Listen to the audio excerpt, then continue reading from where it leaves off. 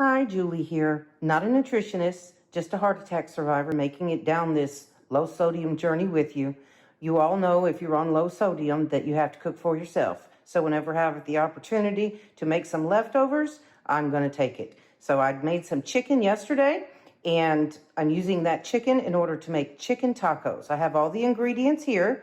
We have tortillas, lime, a little bit of chopped onion, the seasoned chicken, 2 half pieces of low sodium Swiss cheese. They each have 45 milligrams, some spinach, and then I have what's called Yum Yum Sauce Light, which you need to check that out. It tastes just like Chic Fila Sauce, but it has almost no sodium. And then I'm going to put a little tiny bit of Taco Bell mild seasoning, which has 25 milligrams of sodium on each taco.